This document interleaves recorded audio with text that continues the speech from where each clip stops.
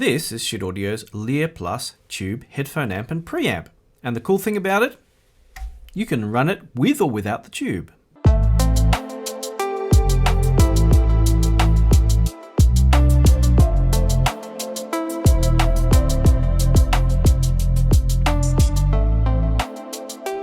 I always tend to get asked by people, what's a good tube amp to buy? And so I've kind of always been interested in Schiit Audio's mid-range and actually low-range offerings as well, from the Valley series through to, the Lear. And, they don't have any really high-end tube amps at the moment, as their highest-end amp, the Mjolnir, has been replaced by a solid-state model. So if you want the best tube amp they have at the moment is the Lear Plus.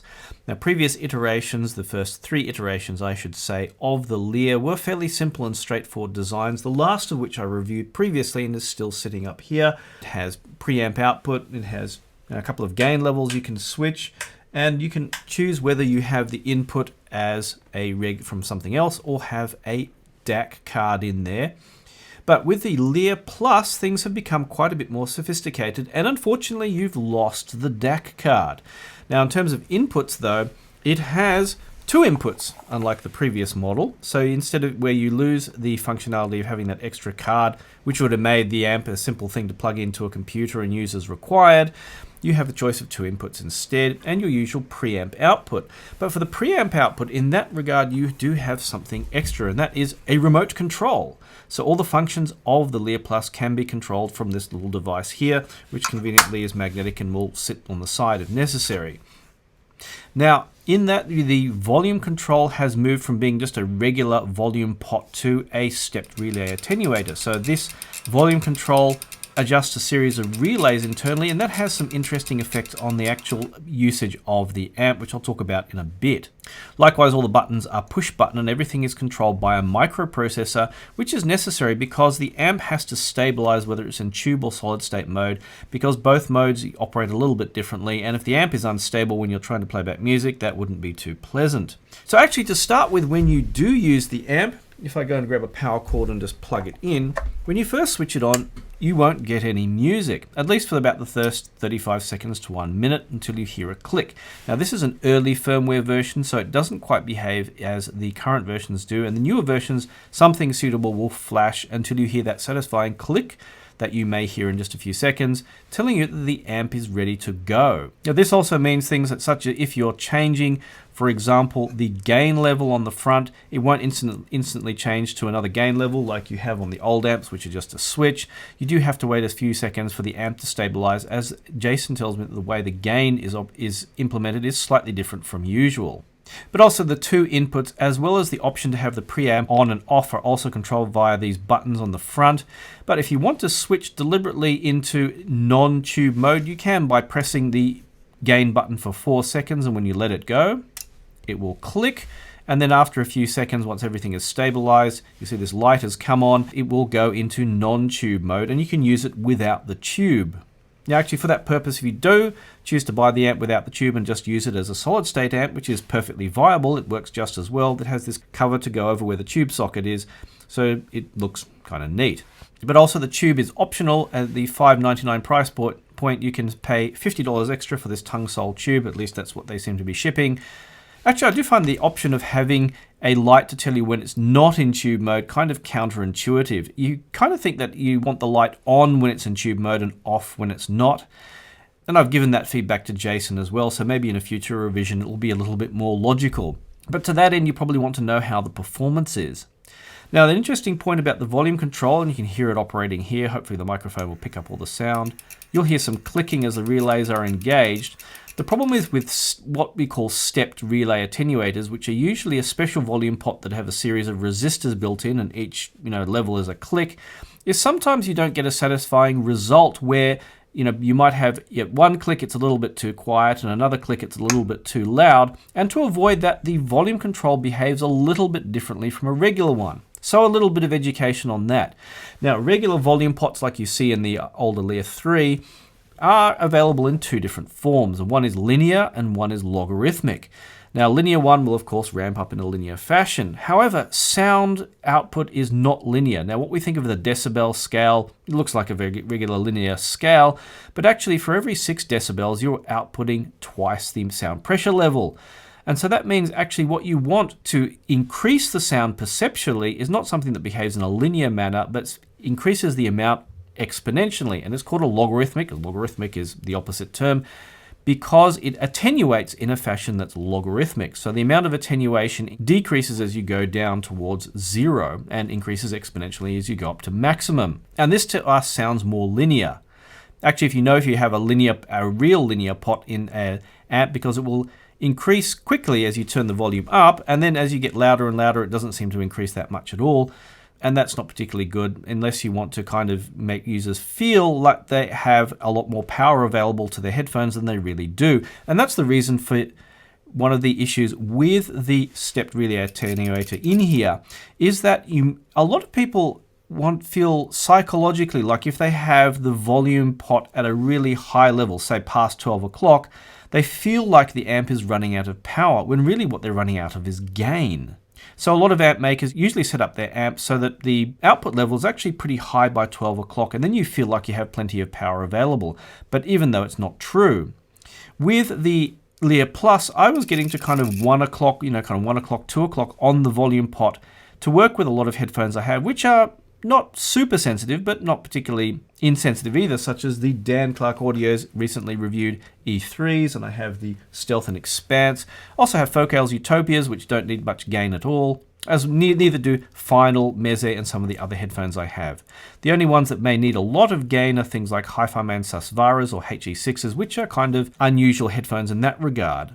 However, if Jason had set up this amp so that you had a very high volume already at 12 o'clock, there wouldn't be as many steps available for use with your headphones, and you might end up feeling like I said, with regular stepped attenuators, too little loudness at one stop and the next stop is a bit too loud for you. So to that end, you'll probably find that you use the Lear Plus at maybe a higher volume setting than you might think is good, and you feel like you're kind of running out of volume, although I never found that with the headphones I listen with, though I don't listen super loud. It also should mean better technical performance when used either as a headphone amp or preamp, as you don't have a volume pot so much, but a high quality relay and resistor controlling the output level. In regard to the performance, when you get to amps at this kind of price range, between $500 to $1,000, you're getting into the area where the law of diminishing returns starts in. You definitely get very good headphone drive. There's no question about that there. You don't have that issue, say, with the small amps, where if you turn the volume up loud, that the bass starts to get out of control and the distortion increases. And I advise you that a lot of manufacturers do kind of cheat the system by having their amps measured at 1 kilohertz, whereas if you measure them down low at, say, 30 hertz, especially if they're small amps, then you can actually see a lot more bass distortion. But so what you will get is a good linear performance out of something like this. Probably more notable is how it performs like sonically compared to the previous Lear 3. The previous Lear 3 I thought was a bit of a soft sounding amp. Considering it was more expensive than the Jotunheim, which I have here as well, I thought that the Jotunheim was the nicer sounding amp with a good degree of headphone drive as well as a good sense of soundstage depth. Something I should note that I find that a lot of the Chinese amps, which have heavy amounts of negative feedback to try and get good measurements, don't have, where they tend to sound very wide but don't tend to sound very deep. The new Lear Plus, however, abandons that kind of soft sound of the Lear 3 and sounds actually a lot like the Jotunheim.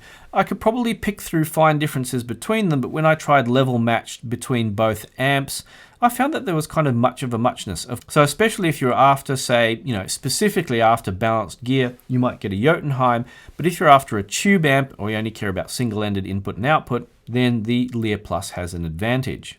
Like the Jotunheim, though, it had a good sense of width and depth to the kind of soundstage. It, of course, was naturally bested by higher-end amps like the Mjolnir. Now, if you're getting into higher-end amps, what you tend to get, and assuming that you have a good source in this case, a good quality DAC, is maybe more of the fine details of the music coming through, more of the nuance, maybe a bit better separation of things like the bass, the mid-range, and the treble. Although you don't necessarily get greater headphone drive in the purest sense, you do get more nuance in that headphone drive, where you get the finer details of the music, more delineation between instruments, basically a more refined sound overall while not losing any sense of kind of punch and dynamic that comes from the music. What you do get is an emptier wallet because you end up having to go to something like double the price for something like a Mjolnir for that. But if you're getting a Mjolnir, you probably already have a really good DAC like an Yggdrasil to go with it. But speaking of that, one of the interesting things is one of my patrons asked me about his setup, which was the older Lear 3 and a Modi DAC. Now, the Modi DAC is the most basic DAC that Schiit Audio sells, although it has graduated over the years. I did have a listen with the Modi DAC and then the new Modi Multibit and the Bifrost 264, the latter two of which are in for review with the Lear Plus. And there was a distinct step up between going from the most basic one up to the Bifrost 264. I could hear the differences between the increase in kind of detail and subtlety between the various DACs.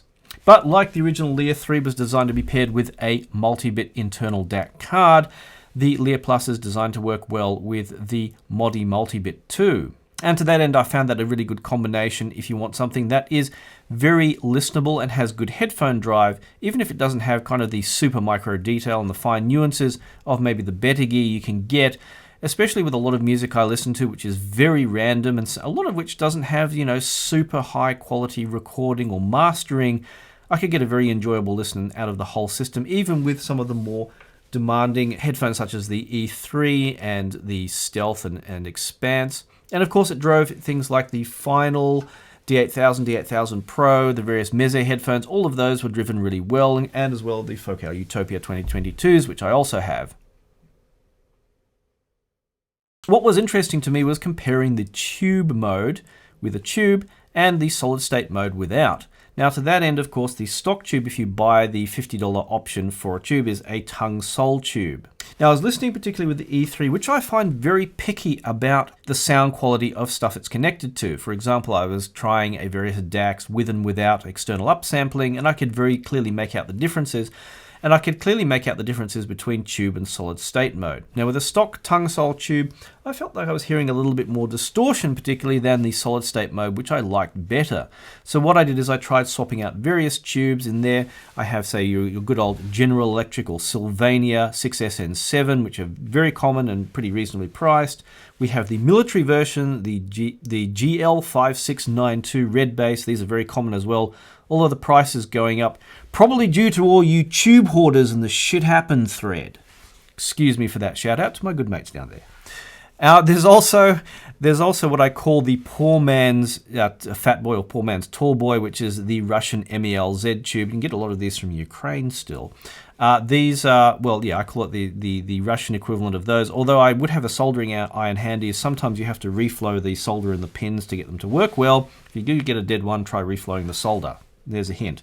You can also use tube adapters, of course, to run things that will also run in the Valley 2, 5692, and you have things like these fancy 2C51s, which all you tube hoarders keep hoarding, so they've become stupidly expensive. Excuse me just there for a minute. I managed to get 3 or 4 at a reasonably sane price.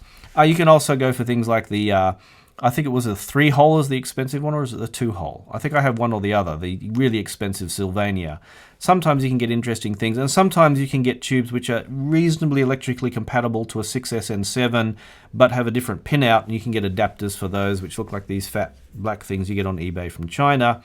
Although do caution that they you just hope that they're wired correctly.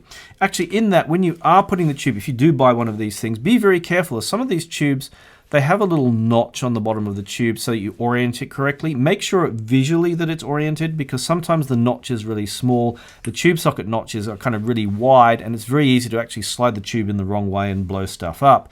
Although with the microprocessor control, you won't have the issue where it will just still output anyway. It should actually shut off. But all the same, actually personally, I would not buy the tube from Schiit Audio. I would actually just take a chance, even if you're not a super tube expert, and buy something relatively inexpensive, your random G or Sylvania. I have another one, the 50 Sylvania Chrome Top. I really like those. They're a little bit smoother sounding with a really nice match in here. Don't go and buy all of these up now. I at least want to go and buy 1 or 2 at a reasonable price.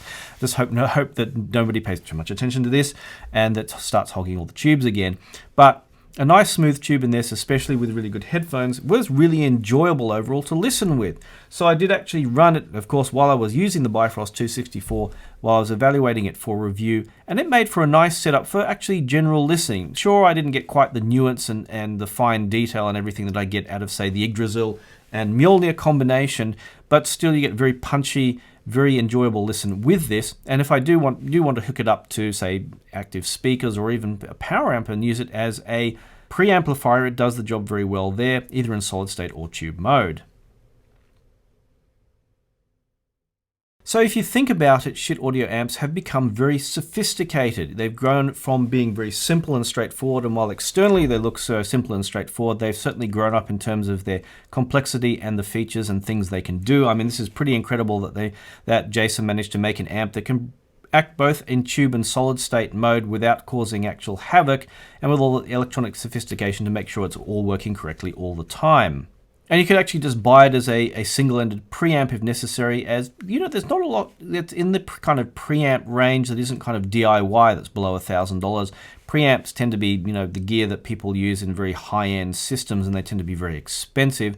So actually something in that kind of range, which does have a tube in there and can actually optionally act as a headphone amp, or a headphone amp that can act as a preamp just as good as it can as in both modes, is pretty cool. So maybe the only other caution is something I noticed about Lear owners is that they tended to buy them and then sometimes they'd spend more on tubes overall than they did on the amp. You can go quite down the rabbit hole of buying tons of different 6S7s and other tubes and playing around with them.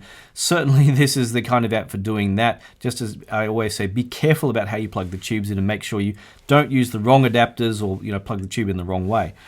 So I can certainly recommend this amp for someone who wants a good, sophisticated tube or solid state amp which will work in whatever mode you particularly want to try. If you do buy one of these things, or actually if you already own one, please do post your impressions down in the comments. I always make these videos in a way that I hope that will be useful for people who are considering buying the product, and feedback from actual owners will also be very helpful to those people as well. As always, thanks for watching, and I look forward to chatting to you online.